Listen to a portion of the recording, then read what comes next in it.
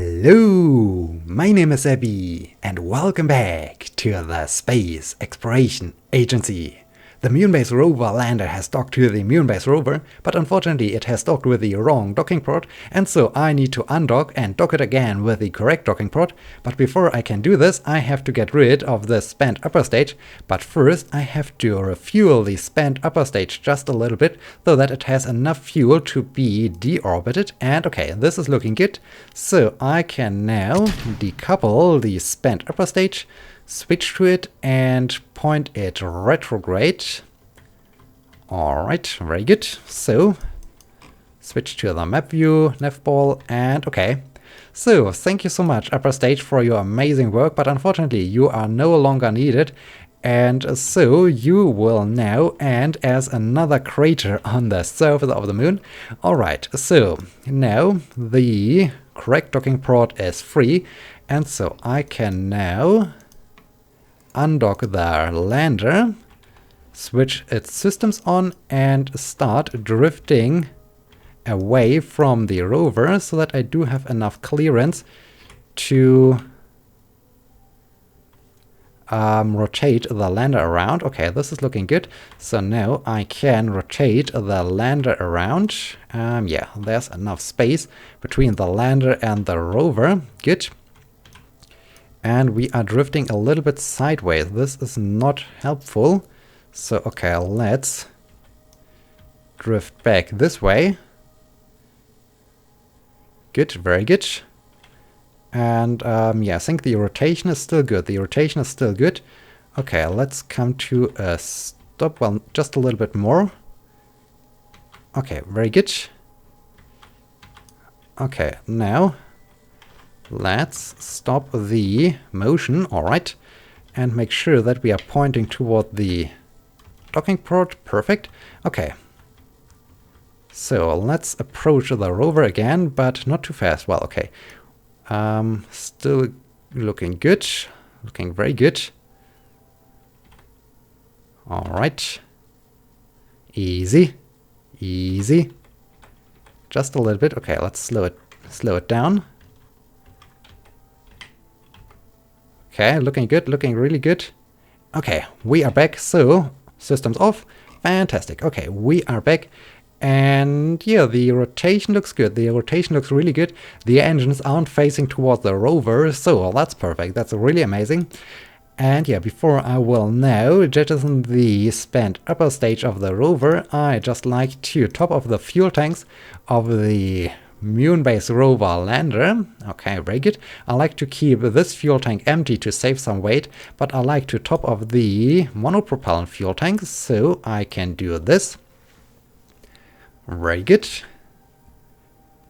And okay, now the Mun Base rover lander is ready to land the rover on the surface of the moon, but unfortunately the construction site of the Mun Base is currently in the shadow of the moon, so there's nighttime down there, and in this case we have to wait a little bit until there is daylight again before we can attempt to land the rover on the surface of the moon.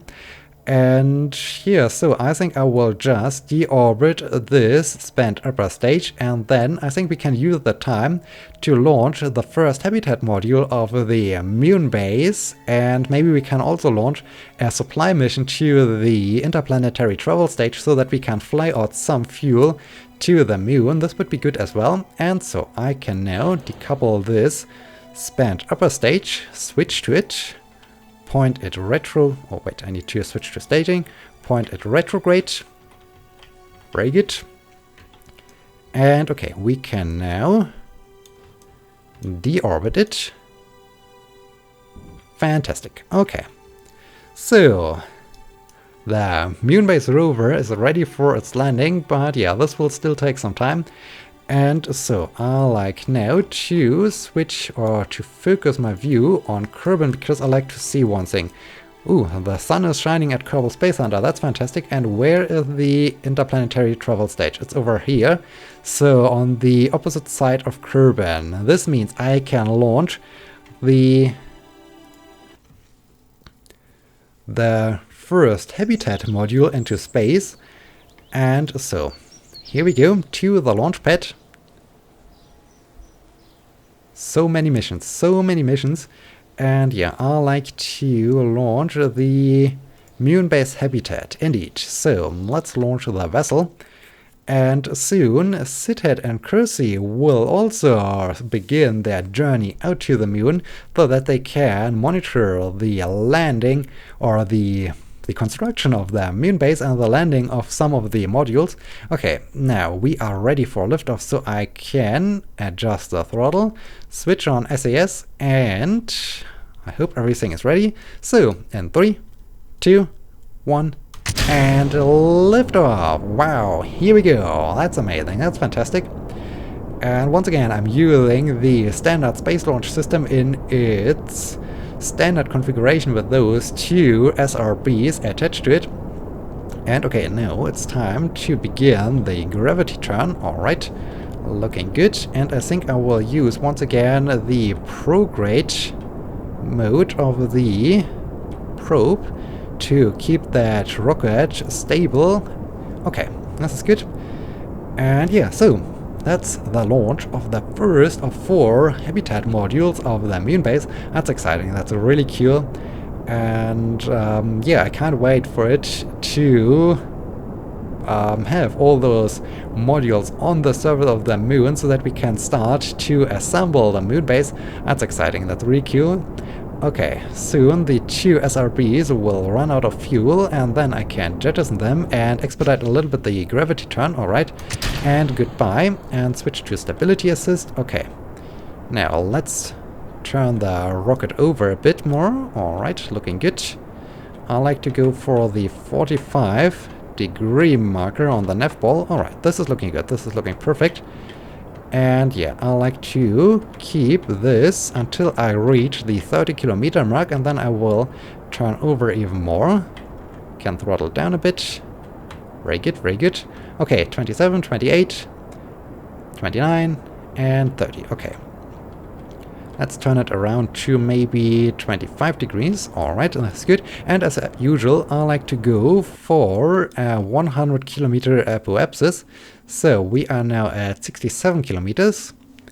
We have to continue with our burn. Okay, looking good. Apoapsis is rising. Oh, we have a slight inclination, I guess. But we can fix this later on. So, and stop. Alright. So, at maneuver as a marker. Alright, looking good. And yeah, now we need to wait just a little bit to leave the atmosphere before I will jettison the fairing. And we are almost there, we are almost there. Okay, now we can see the stars, that's perfect. It's really amazing, and I think we haven't had a daylight launch in a very long time, so it's very cool to have a launch in the daylight. Okay, we are now in space, so let's jettison it, and wow, this looks amazing. This looks really amazing to see the new ferrying jettison animation. This is cool, that's beautiful. That's really beautiful to see those things drifting apart.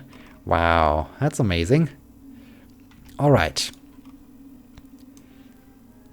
We are now... And there's our target, there's the moon, that's fantastic, cool, I like it. I like it, okay. Short time warp. And around 30 seconds before reaching the apoapsis I will start with a burn. And, well, I hope the upper stage will run out of fuel before it enters an orbit. This would be bad if I would insert the upper stage, not the upper stage, the central core booster into an orbit, because I really like to have it fall back into the atmosphere and disintegrate there. Okay, here we go. Let's do the burn. This looks cool. That's amazing. The first Mun Base habitat module is now in space. That's amazing. Well. Yeah, I think we will run out of fuel before we will enter an orbit. Okay, yeah, perfect. So, goodbye. And hello, upper stage. So, let's throttle it way up. And get rid of this maneuver node. Okay, looking good. There's the periapsis. And cut the engine. So, 114 by 96. So, it's a little bit an eccentric orbit, but that's alright. Alright, we are in space. The first habitat module is in space, so I can now extend the panels that we are not running out of electric charge. Good. And okay. The Mun, set as target, we have almost no inclination. That's cool, that's fantastic. And where is the... Over here is our interplanetary travel stage. I need to keep track of it so that I can perform the launch in the right moment, that I can rendezvous with it right away. I just like to do a small inclination change. It's not really necessary, but I like to be spot on when I do my transmuner burn. Okay, I can now do a quick time warp, but I need to keep an eye on the position of the interplanetary travel stage. Oh dear, okay, this is... Yeah, I think I can't do this. No, I can't do the inclination change right now. I have to do the... Oh, dang it. I have to do the launch of the refuel spacecraft. So, let's go back to the Space Center. So much to do. So many launches, so many missions going on at the exact same time. And okay, now I need the supply ship Mark 5. This one, indeed. I need to launch this one. So, launch the vessel. And that's really a heavy spacecraft. I will now launch into space. Okay, here it is. As you can see, I am using the huge boosters, and okay, now I can switch on SAS. I need to set the interplanetary travel stage as my target. Very good. Okay, so we are ready for liftoff. So in 3, 2, 1, and liftoff. Here we go. The second launch for today. That's amazing. That's fantastic. And yeah, it's really a powerful rocket.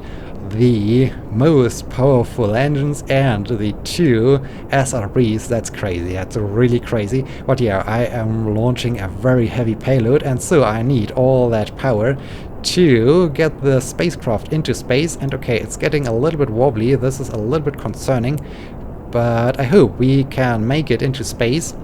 So here we go. It's looking good. Easy, easy, take it easy, spacecraft, don't wobble around too much. Okay. Stay straight, Good, good, good, good, good. No. Don't do crazy things. Okay, let's turn it over a bit more. I hope it will calm down. Okay, easy, and we can jettison. We can jettison those engines. Good. Okay, calm down. Oh, that's the opposite of calming down. That's the opposite. Okay, let's cut the throttle. Okay, let's throttle up again. And let's aim for the 45-degree marker on the nav ball. Okay, let's throttle up again. Oh dear. Luckily the booster is very powerful, but that's not helpful at all. Calm down. Maybe I should fly without SAS. Maybe this is more useful. Maybe flying without SAS is the way to go. Yeah, this is much better. This is definitely much better. Okay. Luckily the spacecraft is powerful enough to overcome those issues. Very good. Oh dear. So, how are we doing? Okay, there's our apoapsis. There's our target. It's really weird to fly a spacecraft without SAS, but in this case it seems to be the way to go to get this thing into space without having so many issues as this thing starts to wobble like crazy. Okay, we are now getting closer to our target orbit, and we are well ahead of it. So I need to insert the spacecraft in a higher orbit so that the interplanetary travel stage can catch up with us. Okay, let's go for, let's say, 115 kilometers. Okay, this is good. And it looks... oh no, this thing has an inclination. Ooh, I should have fixed the inclination of the interplanetary travel stage first. That's a problem. That's a problem indeed. I haven't thought about that. Okay, let's add a maneuver there so that we can get our spacecraft into orbit. Okay, let's switch on SAS to stop it from tumbling around. And okay, I can now jettison the fairing. Goodbye. Okay. So, soon we will reach the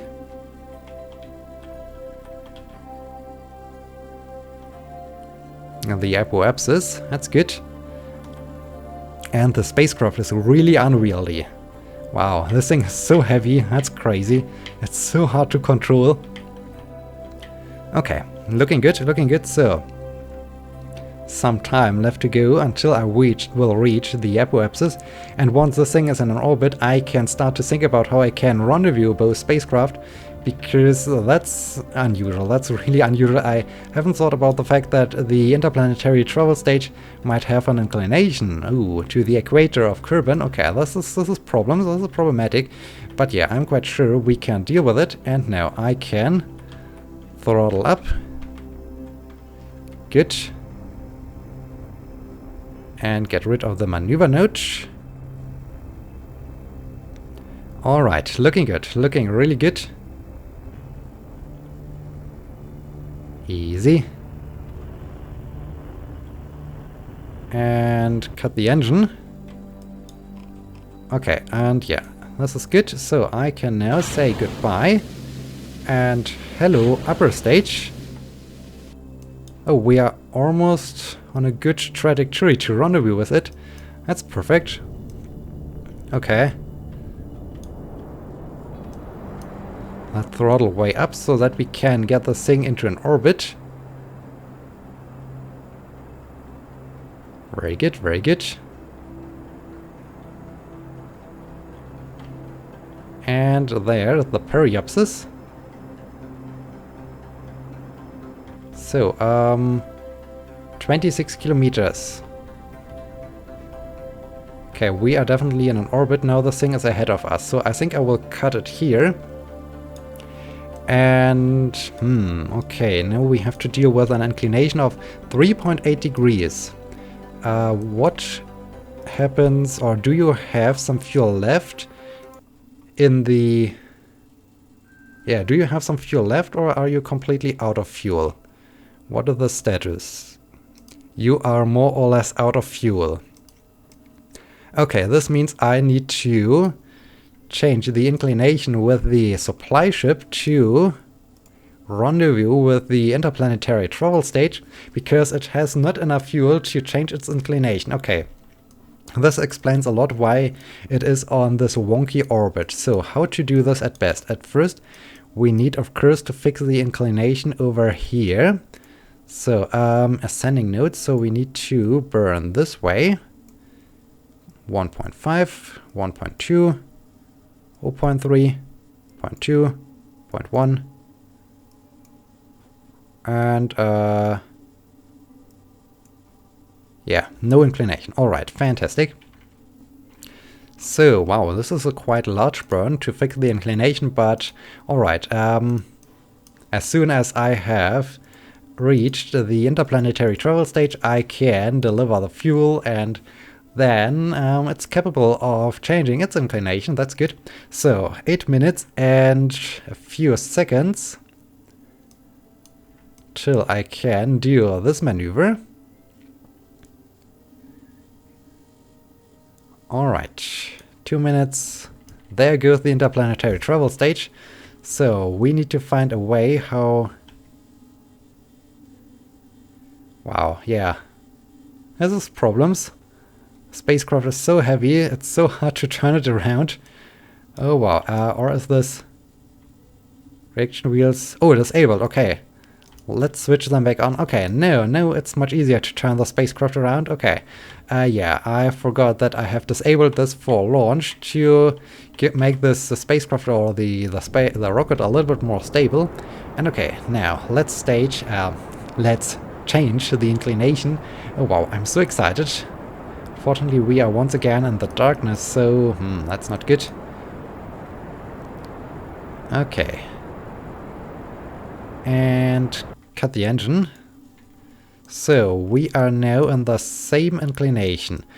But this spacecraft is a little bit ahead of us, and we are on a higher orbit. So, I need to do...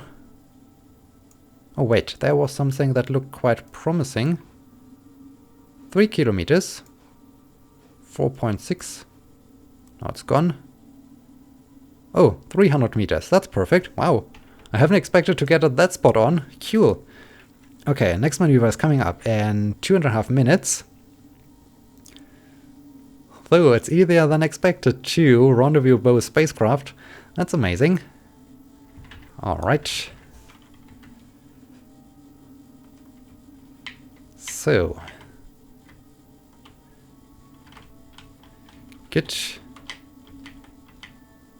And here we go. Easy. And stop. Perfect. Okay, we are now on a good approach. And well, we will rendezvous with it exactly 1 orbit after the launch.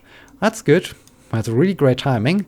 So, 17 minutes and 30 seconds. So, yeah, let's add the maneuver over here. And now we can see and enjoy how we are getting closer to the interplanetary travel stage. The main, well, it's not really a problem, but the only sad thing is that the interplanetary travel stage runs on nuclear engines. Well, it's advantage. It's the most important thing because so it's very fuel efficient. But on the other hand, the nuclear rocket engines only consume liquid fuel, not the oxidizer. And in this case, I will have an excess of oxidizer, and that's really sad, because then I have to throw away so much oxidizer, and that's all the time a sad thing, to throw away resources. Maybe I need to do some calculations to launch the exact amount of liquid fuel to top of the interplanetary travel stage in the next launch, so that I'm not wasting, well, the oxidizer, because now I think I have to throw it away, because I can't really need an unbalanced tank. And speaking of balancing tanks, this is really my main issue when it comes to nuclear rocket engines, because they just consume the liquid fuel, and so I always get an unbalanced tank. And it would be cool if there would be an option to say, okay, I like to have well, the same amount of oxidizer as liquid fuel, so that I can really balance the tank. But this is currently not possible, and so I can just eyeball it and hope that I get the ratio right. But yeah, that's really a sad thing. And but oh well, we can't change it. It's still more efficient to use those 2 nuclear rocket engines to fly out the fuel to the moon, because I will need a lot of fuel to refuel the Mun Base lander all the time at land habitat module on the surface of the moon. And yeah, so that's the only way to go. But well, I can really understand the changes that were made, that the nuclear rocket engines are only consuming liquid fuel, but on the other hand, it really causes some problems when you like to balance your fuel tanks. And well, this is then no longer possible, and so yeah, it's good, and on the other hand, it's problematic at the same time. Okay, let's come to a stop. Very good. Okay, docking mode, RCS, and easy. All right, good. So, what do I need to do? I need to... Yeah, indeed, down there's Kerbal Space Center. So, we have rendezvoused with the spacecraft exactly 1 orbit after our launch. That's fantastic. That's amazing. Cool. I like it. That's fantastic. Okay. And yeah, it's all the time cool to spot the runway. That's really great. That's a neat detail. We can see the runway from up here, from 100 kilometer orbit. Cool. That's fantastic. That's really amazing. Okay. I think I can speed up a little bit more. Very good, very good. And yeah, it's been really a while since I used the interplanetary travel stage. It's a cool invention. I really like it to use this gigantic orange fuel tank to fly out spacecraft to different planets. But on the other hand, yeah, the interplanetary travel is so boring, and it's nice to see other planets. But yeah, spending so much time doing all the burns and mid-course corrections, and there's not so much going on, whereas here, as long as I stay in the sphere of influence of Kerbal and the Kerbal system, I can quickly fly out to the moon and to Mun Base, and it doesn't take so much time and so much preparation, and even the launch windows and in general, there are no windows, and I can just fly out there without thinking so much and waiting for the right opportunity, and that's what I prefer. Well, of course, that's the deal with interplanetary travel, that you have to wait for the right launch window, but yeah, I prefer more this quote-unquote action-packed spaceflight scenario here in the Kerbal system.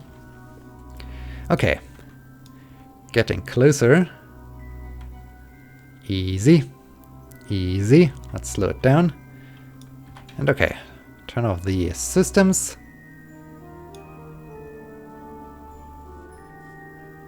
And we are docked. Fantastic. Okay, that's good. So now I can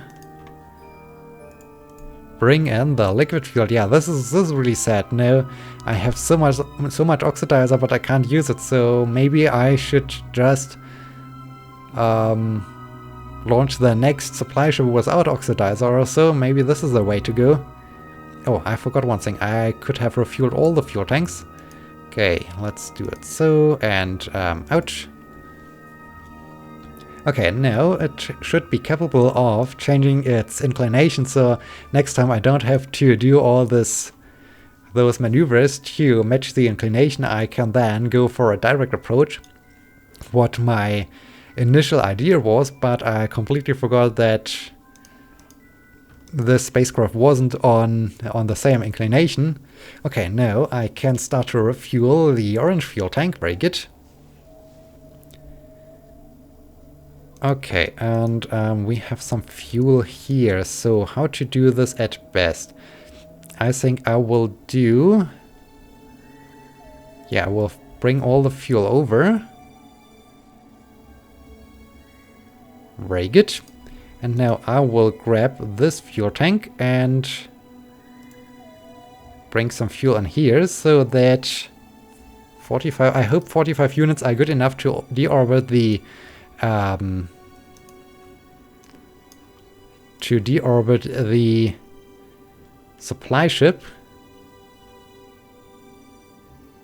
Okay. Do we have enough monopropellant to refuel the monopropellant fuel tanks? Okay, not this one. No, we don't have enough monopropellant to refuel those tanks. Okay, that's bad. Okay, I will bring over some. Okay, this is good. So now I can... Yeah. Refueling done. I still need to launch another of those spacecraft. Wait, I can transfer the fuel over here. And then I can launch another supply ship Mark V to top of the interplanetary travel stage, and then I can fly out some fuel to the moon. That's good. That's really good. And yeah, and moreover, the thing I was talking about with the balancing of the fuel is pretty bad, because now I like to use this as a refueling spacecraft for my landers, and the landers of course need liquid fuel and oxidizer, and so it's problematic when the fuel tanks aren't balanced. And but well, I think we will find a solution, and as I said, it's more efficient to do this with the nuclear rocket engine than with a normal rocket engine. And okay, I can now deorbit the spanned supply ship Mark V. Alright. And it's falling down now. Very good. Where is Mun Base habitat launch? Okay, let's switch to this spacecraft. Are we approaching? We are here and the Mun is there. So I think I can change the inclination and yeah, shortly after I have changed the inclination, I can perform the transmuner burn. This is cool. Okay, easy. Just a little bit more. Okay, this is good. So, next maneuver is coming up in 6 minutes. 3, 2, 1. Just a couple of seconds. Very good. Alright. Let's fix the inclination. And then I need to remember once when I launch the next supply ship Mark V that I don't use SAS because this caused the whole spacecraft to wobble around, and that's not useful. This was quite dangerous. Luckily, I remembered that maybe switching off SAS could help to keep the spacecraft and the rocket stable, and so I was quite lucky. But yeah, I have to remember this for the next launch, that I do something. Oh yeah, this was too much. That I do something like this. Okay, 31 kilometers. This is good. Coming up. Ooh, coming up soon. Let's turn it this way. Very good. So just a couple of seconds. And here we go. All right. Transmuner burn. The first habitat module of the Mun Base leaves low Kerbal orbit and heads for the Moon. That's fantastic. That's really amazing. Cool. Cool. It's nice to see the Mun Base coming along nicely. Well, of course we need to land all those modules. But yeah, as I always feel that I make good progress. The Mun Base rover is in orbit around the Moon. The landers are there. Now the next habitat or the first habitat module flies out to the Moon. We landed already the first module. So that's fantastic. That's really amazing. And easy, easy, easy. Got the engine. So just a little bit more. And okay, this is a little bit weird. No, no, no. Yeah, okay. Just a bit. Okay, 27 kilometers. Fantastic. All right. So, this habitat module is now en route to the Moon, and we are at the end of this episode. So, I hope you have enjoyed this episode, and I hope you will be joining me in the next episode. Until then, my name is Seppi. See you!